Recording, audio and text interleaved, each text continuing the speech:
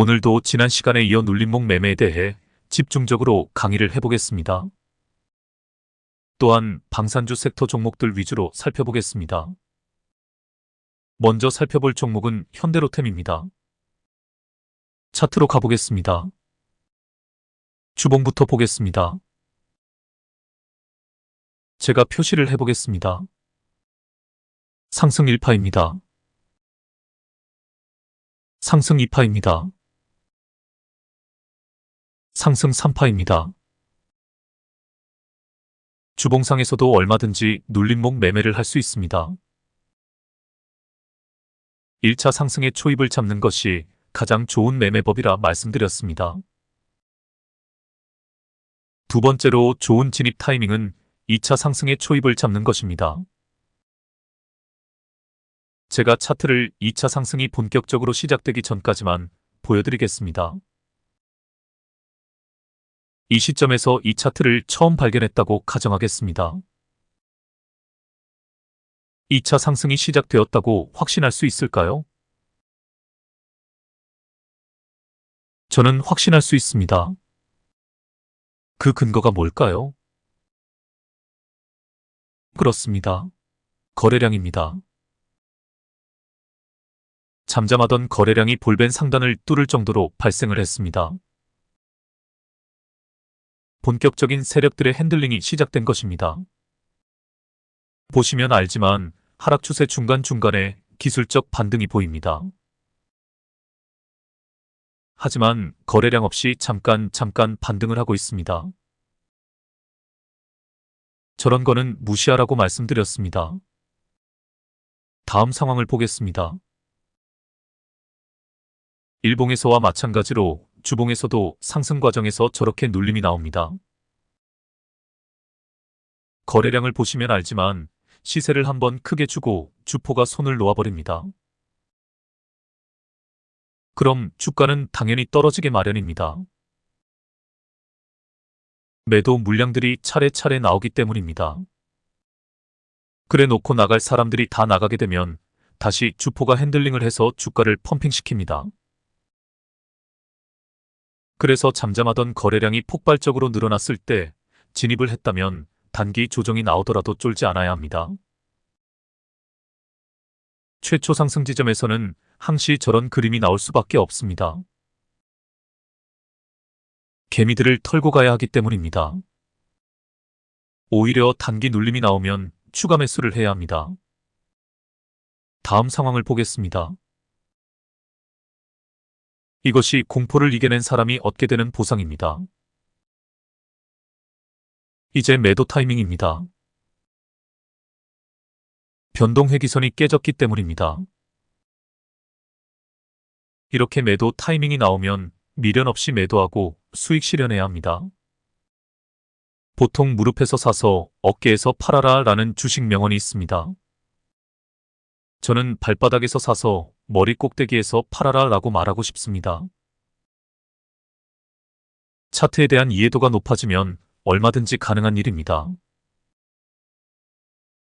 그리고 결정적으로 세력들의 습성도 알아야 합니다. 저는 수많은 차트를 연구하면서 세력놈들의 핸들링 수법과 5만 가지 페이크를 다 알게 되었습니다.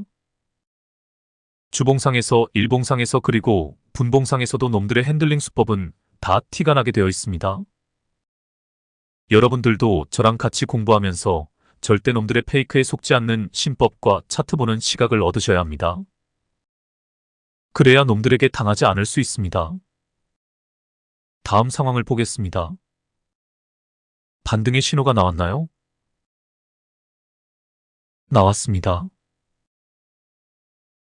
거래량을 보시길 바랍니다. 최저 거래량 뒤 양봉입니다. 놈들의 본격적인 핸들링이 다시 시작되었습니다. 가격 캔들이 변동 회기선 위로 올라왔습니다. 불안하면 한 타임 더 기다려도 됩니다. 재차 눌림이 나오더라도 저는 확신을 가지고 이 타이밍에 진입을 합니다. 왜냐하면 저는 최저 거래량 기법 신봉자이기 때문입니다. 다음 상황을 보겠습니다. 이것이 최저 거래량 기법의 위력입니다. 이제 매도를 고려해야 하는 상황입니다. 아직 변동회기선이 깨어지지 않았습니다. 하지만 하이켄아시 매매법에 따르면 음봉이 떨어지면 바로 매도해야 합니다. 상승한 각도가 가파르기에 조정이 나올 수밖에 없는 상황입니다. 또한 전고 돌파에 실패한 모습도 보입니다. 미련 없이 매도합니다. 반등할 때 다시 잡으면 되기 때문입니다. 다음 상황을 보겠습니다. 애매하네요. 하이켄아시 매매법에 따르면 양봉이 뜨면 무조건 매수해야 합니다. 하지만 변동회기선 매매법에 따르면 확실하게 캔들이 변동회기선 위로 올라와야 매수 타이밍이 됩니다. 두 매매법이 서로 상충된 의견을 제시하고 있습니다. 이렇게 애매할 경우는 침착하게 다음 상황을 기다려보는 것이 현명합니다. 그리고 지금 이 구간이 고점에서 쌍봉을 형성하고 있다는 것을 파악해야 합니다. 고점에서 쌍봉을 형성하고 하락할 낌새가 보이면 뒤를 돌아보지도 말고 탈출해야 합니다. 그리고 차트 종류 하나를 더 소개하겠습니다. 많은 사람들이 모르고 있는 차트인데 이 차트도 꽤 신뢰도가 높은 차트입니다. 아주 단순한 차트입니다. 마치 벽돌과 같은 모양의 차트입니다. 이름은 렌코 차트입니다. 보여드리겠습니다. 매매법은 너무도 단순합니다. 양봉 두 개가 연속으로 출현하면 매수합니다. 음봉 두 개가 연속으로 출현하면 매도합니다. 세상에서 제일 간단한 매매법이라 할 수 있습니다.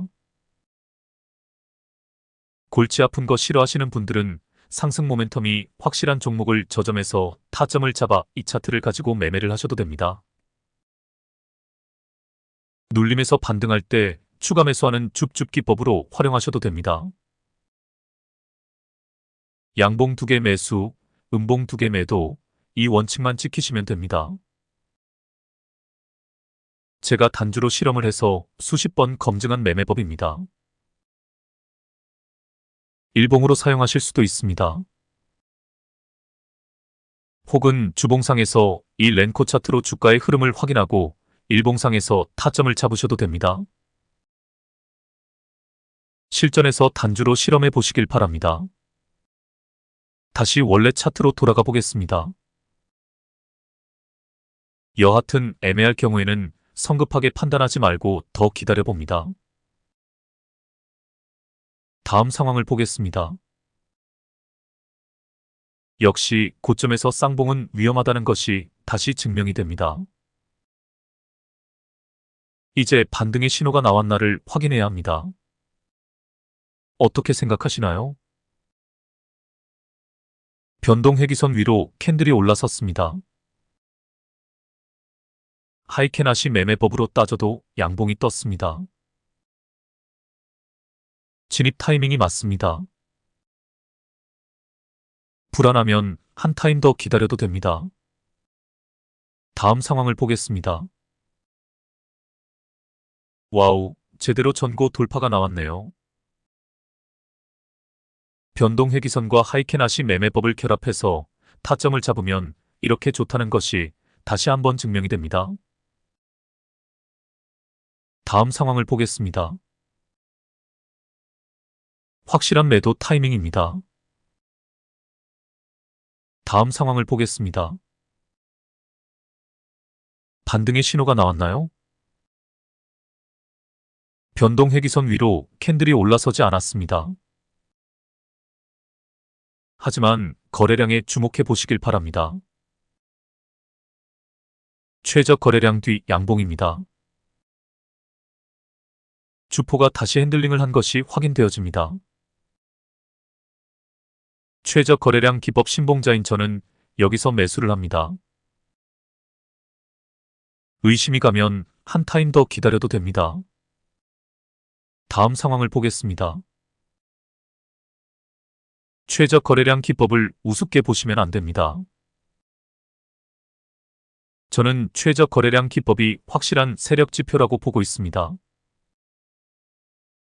주봉상에서도 OBV 보조 지표를 활용해서 세력들의 움직임을 감지해낼 수 있습니다. 제가 미리 OBV 보조 지표를 세팅해 놓았습니다. 제가 표시를 해보겠습니다. 첫 번째 라인은 OBV 보조 지표에서 정확히 골든 크로스가 일어난 지점입니다.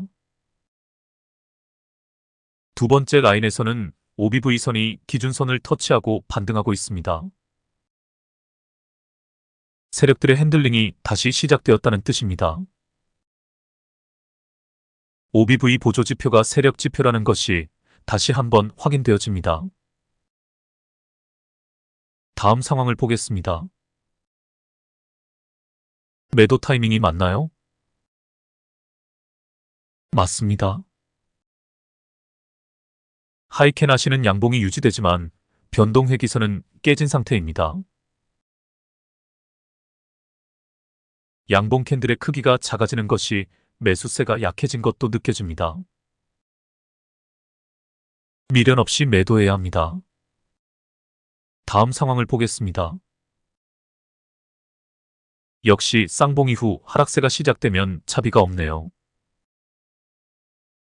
가만히 보시면 변동 회기선 위로 캔들이 올라섰지만 계속 음봉이 출현하고 있는 것을 알 수 있습니다.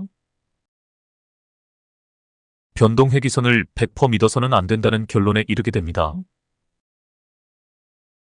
변동 회기선과 하이캔 아시 캔들을 같이 병행해서 살펴야 할 것 같습니다. 다음 상황을 보겠습니다. 우와 61선이 깨지고 121선 마저 깨져버렸습니다. 이렇게 추세라는 것이 무서운 것입니다. 사람들의 심리가 일단 매도세로 변하게 되면 반전되기가 쉽지 않다는 교훈을 줍니다. 다음 상황을 보겠습니다. 반등의 신호가 나왔나요? 나왔습니다. OBV 보조 지표에서 골든 크로스가 일어났습니다. 그리고 스토캐스틱 슬로우 보조 지표에 주목해 보시길 바랍니다. 하늘색 웅덩이 밑에서 이미 골든 크로스가 일어났고 결정적으로 빨간 선이 과매도 구간을 벗어나고 있습니다. 이 지표에서는 하늘색 웅덩이가 쌍바닥을 형성한 후 과매도 구간을 벗어나는 지점이 황금 타점이 됩니다. 특히 쌍바닥에서 저점을 높이며 과매도 구간을 벗어난다면 더욱 신뢰도가 높아집니다.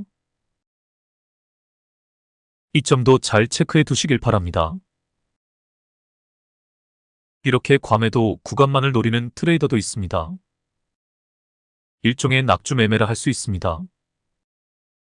다음 상황을 보겠습니다. 121선을 회복한 후에 121선을 잘 지켜주면서 횡보를 하고 있습니다. OBV 보조 지표에서는 주포가 다시 핸들링을 시작했다는 증거가 없습니다. 이제 RSI 보조 지표에 주목해 보시길 바랍니다. 파란 선이 기준선으로 근접해 있습니다. 하지만 골든 크로스는 일어나지 않았습니다. 이 기준선을 돌파해야 확실한 상승세라는 것이 보증이 됩니다. 결론적으로 더 기다려봐야 하는 상황입니다. 다음 상황을 보겠습니다. 61선을 돌파하면서 동시에 전고점을 돌파하고 있습니다.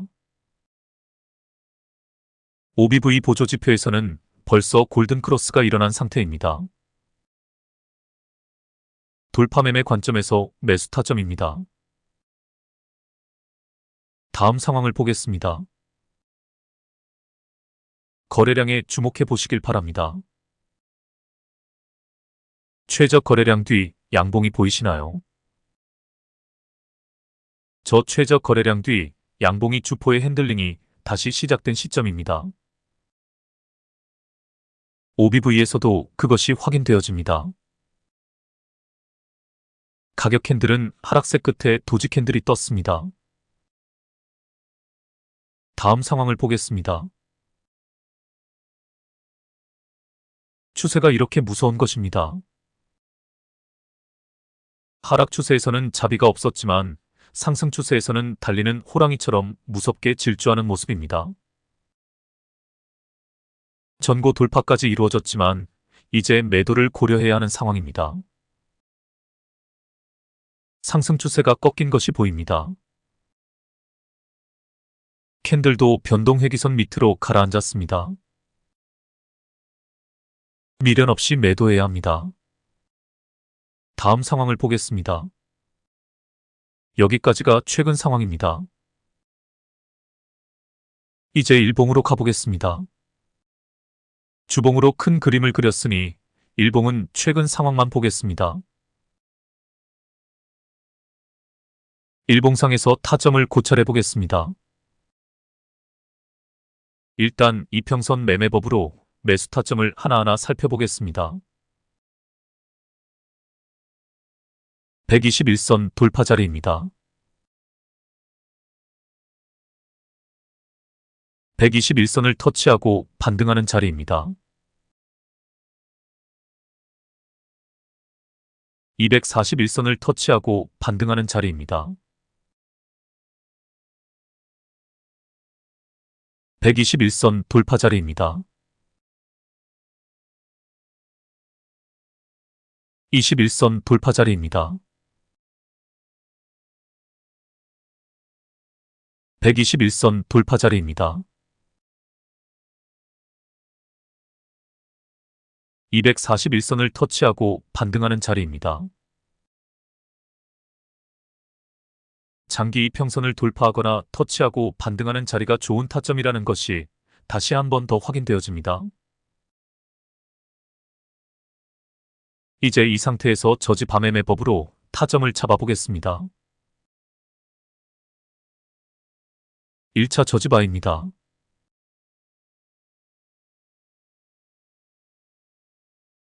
돌파매매 타점입니다. 전고점을 돌파하는 자리입니다. 눌림목 매매 타점입니다.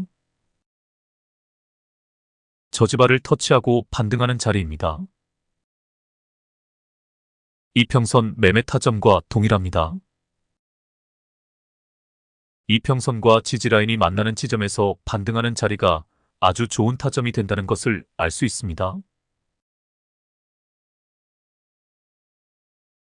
여기도 눌림목 매매 타점입니다. 역시 이평선 매매 타점과 동일합니다. 241선을 터치하고 반등하는 자리이면서 동시에 지지라인을 터치하고 반등하는 자리입니다. 정확한 타점만 잡아낼 줄 알면 눌림목 매매가 최고의 매매법이라 생각합니다. 제가 시골에 짱 박혀서 주식 관련 서적을 시리즈로 집필할 계획이 있다고 말씀드렸습니다. 저는 감히 예언할 수 있습니다.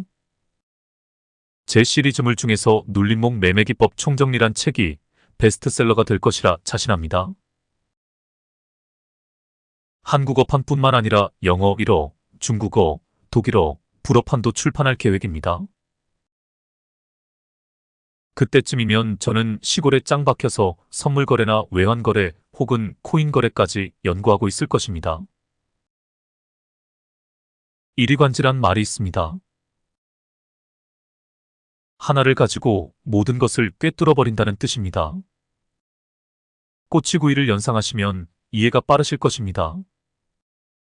가장 핵심적인 원리만 알면 유사한 것들은 그 원리로 모두 한 방에 뚫어버린다는 뜻입니다. 저는 투자 시장에서 눌림에서 반등이라는 원리 하나를 가지고 전설적인 트레이더의 반열에 오르는 것이 꿈입니다. 살아있는 전설 워렌 버핏이 오늘 내일 합니다. 올해 나이가 94세인가 그렇습니다.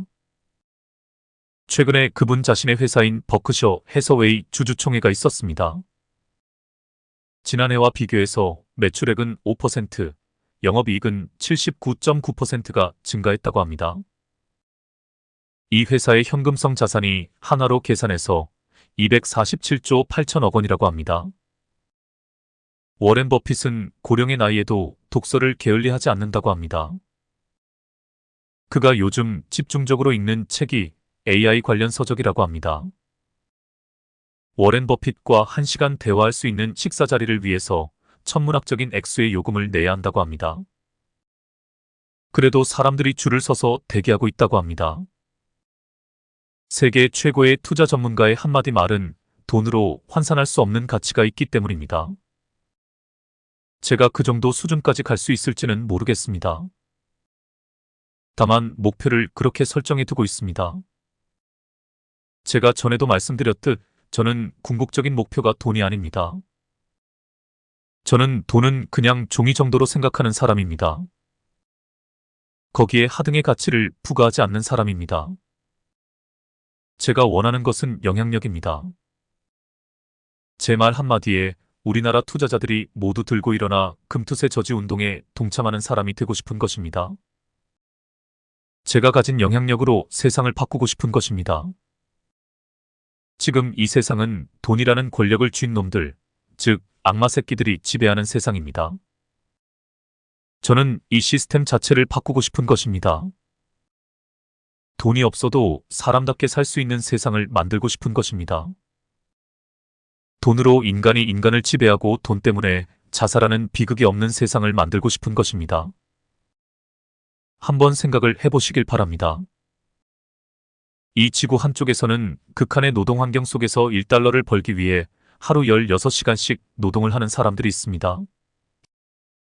반면 다른 한쪽에서는 수백만 달러짜리 고급 승용차를 수십 대씩 차고에 쌓아놓고 호화 생활을 하는 사람들이 있습니다. 뭔가 잘못되어도 한참 잘못되었다고 생각하지 않으시나요? 도대체 누가 이런 세상을 만든 것일까요? 제가 늘 이야기하는 금융 카르텔의 원흉이라고 할 수 있는 로스트차일드가의 추정 자산이 6경이라고 합니다. 그 많은 자산을 어떻게 모았는지 아시나요? 근현대사의 모든 전쟁에는 이 악마 새끼들이 관련되어 있습니다. 전쟁 발발을 조장하고 전쟁이 일어나면 배후에 숨어서 전쟁 당사자 양국의 전쟁 자금으로 돈을 빌려줍니다. 그리고 그 이자 놀이를 하는 것입니다. 이 구체적인 내용은 다 설명할 수 없지만 인터넷에서 시온 의정서라는 것을 찾아보시길 바랍니다. 이놈들이 세상을 지배하게 된 전술 전략이 다 나와 있습니다. 제가 우리나라가 어떤 나라인지 설명해 드리겠습니다. 세계 청소년 자살률 1위인 나라가 우리나라입니다. 청소년 3분의 1이 상시적인 자살 충동에 시달리는 나라가 우리나라입니다. 아동 우울증 1위인 나라가 우리나라입니다. 노인 자살률 1위인 나라가 우리나라입니다. 출산율 꼴찌인 나라가 우리나라입니다.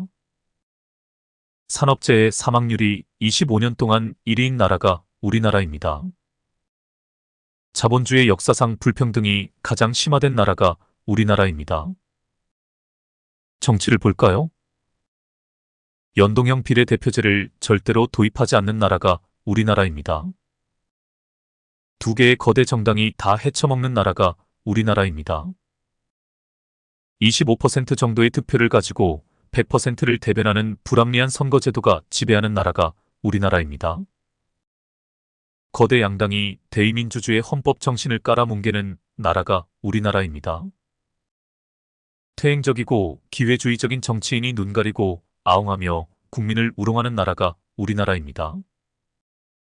경쟁 이데올로기가 모든 이들의 정신을 지배하는 나라가 우리나라입니다. 소수의 수구 보수들이 과도를 구성하고 모든 것을 지배하는 나라가 우리나라입니다. 경제를 볼까요?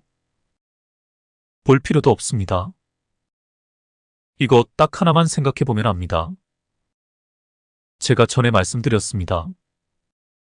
미국은 간접세 비율이 국세의 10%가 넘지 않습니다. 반면 우리나라는 간접세 비율이 국세의 50%에 육박하고 있습니다. 차등과세라는 헌법의 정신을 철저하게 무시하는 정책입니다. 우리나라 국회의원 중에 이 문제를 들고 나오는 놈을 한 새끼도 본 적이 없습니다. 소비자 물가가 올라간다는 것은 다른 말로 하면 세율이 올라간다는 뜻입니다. 이 문제를 들고 나오는 놈을 한 새끼도 본 적이 없습니다. 제가 만약 죽기 전에 워렌 버핏과 같은 영향력이 있는 사람이 되고 우리 불개미 군단이 우리나라에서 가장 강력한 시민단체로 성장을 한다면 구석구석 청소해낼 것입니다.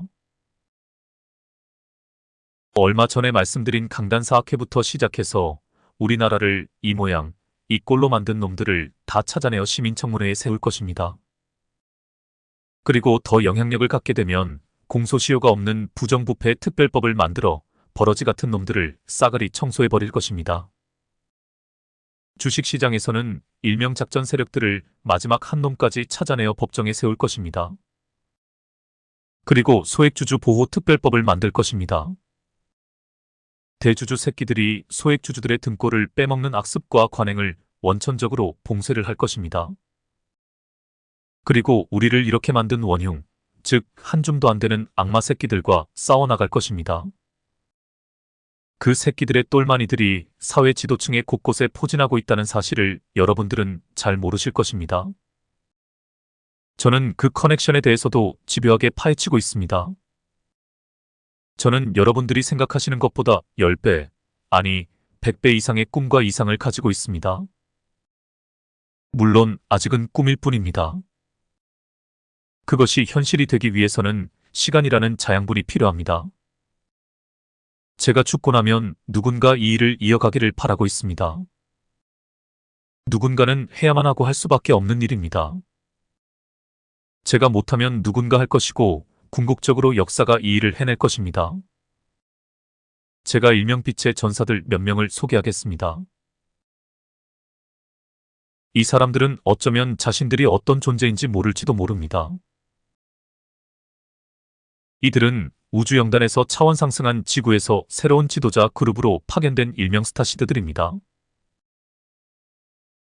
스타시드가 어떤 사람들인지 궁금하신 분들은 유튜버의 키워드를 치면 설명이 잘 나올 것입니다. 홍익학당을 운영하는 윤홍식님, 제야 시사평론가 유재일님, 고대사부터 근현대사에 이르기까지 올바른 역사를 찾아가는 작업을 하고 있는 최희성님 등이 스타시드들입니다. 특히 빛의 전사들이란 유튜브를 운영하고 계시는 최희성님은 제가 볼 때 지구상에 현존하는 영적 지도자들 중에서 최고의 통찰력을 갖고 계신 분입니다. 윤홍식님이 시달타의 화신이라면 최희성님은 예수님의 화신입니다. 유재일님은 소크라테스 냄새가 많이 납니다.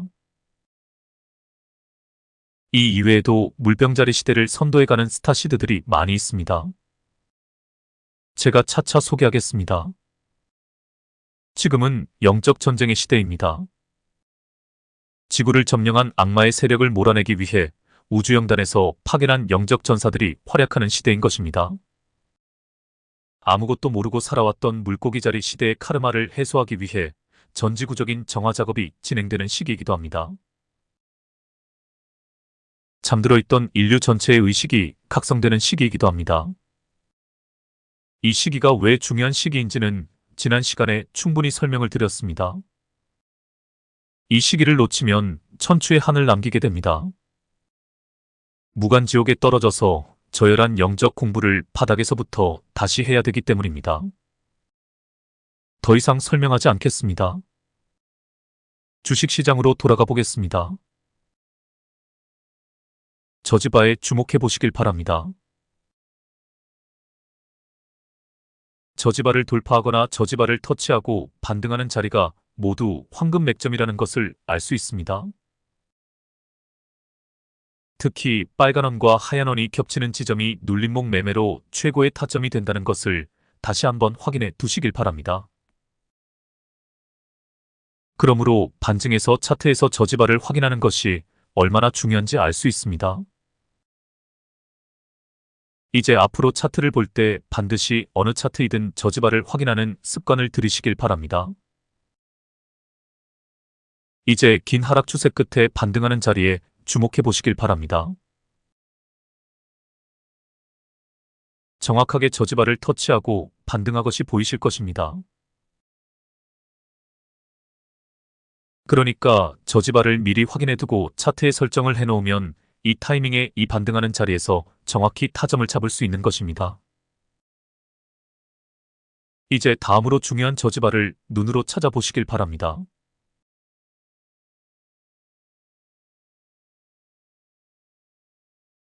여기입니다. 다음 저지발을 찾아보시길 바랍니다. 여기입니다. 다음 저지발을 찾아보시길 바랍니다. 여기입니다. 다음 저지발을 찾아보시길 바랍니다. 여기입니다. 다음 저지발을 찾아보시길 바랍니다. 여기입니다. 이제 최근 상황에서만 저지발을 이용해 타점 잡는 것을 보여드리겠습니다. 눌림목 매매 타점입니다.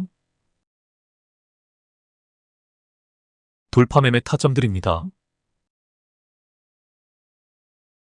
저지발을 미리 확인해두면 이런 자리에서 추가 매수를 할 수 있는 것입니다. 다음 타점은 여기입니다. 눌림목 매매 타점입니다. 이제 최근 상황을 보겠습니다. 차트를 좀 키워서 보겠습니다. 최근에 저지발을 터치하고 반등하는 모습을 보이고 있습니다. 하지만 OBV 지표에서 세력 신호가 나오질 않았습니다. 확실한 골든 크로스가 발생하지 않고 있습니다. 게다가 지금 고점에서 쌍봉이 형성된 자리에서 하락세로 이어지고 있습니다. 상당히 위험한 자리라고 할 수 있습니다. 확실한 반등의 신호가 나오지 않으면 절대 이런 고점에서는 타점을 잡지 않는 것이 좋습니다. 우리는 충분히 내려온 뒤에 기회를 잡으면 됩니다. 어느 라인까지 내려올지는 저도 모릅니다. 물론 여기서 급반등할 가능성도 있습니다. 저는 이런 구간에서는 오히려 주가가 떨어지기를 기다립니다. 이 주식을 보유하고 있는 분들에게는 미안한 이야기지만 이런 고점 구간에서 돌파 매매를 시도하기보다는 눌림목 매매를 하는 것이 안전하기 때문입니다. 이제 61선 차트로 가보겠습니다. 공중부양선 매매법과 61선 매매법을 동시에 활용하여 매수 타점만 잡아보겠습니다. 매도 타점은 생략하겠습니다. 반디, 골파기, 공중부양 그리고 볼벤 바닥에서 거래량이 터진 최초 상승 지점입니다. 골파기 타점들입니다. 공중부양선 돌파 매수 타점입니다. 공중부양선을 깨고 내려왔던 캔들들이 공중부양선을 다시 뚫고 올라가고 있습니다. 이렇게 장대 양봉이 나오고 나서 큰 눌림 없이 고점에서 횡보를 하다가 다시 급등하는 경우도 많이 나옵니다. 이때 공중부양선이 유용하게 활용되어집니다. 공중부양선을 캔들이 살짝 깼다가 다시 공중부양선을 뚫고 올라오는 지점이 매수 타점이 됩니다. 이후 고점에서 지속적인 하락세로 이어지다가 잠수까지 나옵니다. 잠수가 오히려 기회가 된다고 했습니다. 골파기 매수 타점입니다. 다음 타점은 여기입니다. 61선 돌파 자리입니다. 61선 하락 각도도 좋습니다. 다음 타점은 여기입니다. 골파기 타점입니다. 동시에 데드라인을 터치하고 반등하고 있습니다. 데드라인을 하나의 장기 이평선으로 생각하셔도 무방합니다. 다음 타점은 여기입니다. 공중 부양선을 아래서 위로 뚫어주는 지점입니다. 이후 고점에서 역시 쌍봉을 형성한 뒤에 하락세로 이어집니다. 한도 끝도 없이 흘러내리네요. 하지만 하락세 끝에 여지없이 골파기 지점이 나옵니다. 공중 부양선을 누가 만들었는지 모르지만 기가 막히네요. 하하.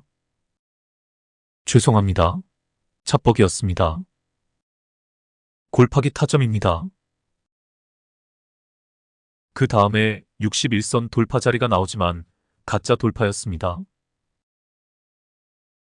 왜일까요? 그렇습니다. 61선의 하락 각도가 가파르기 때문입니다. 진짜 돌파 자리는 여기입니다. 황금 타점입니다. 여기서부터 본격적인 상승세가 시작되었습니다.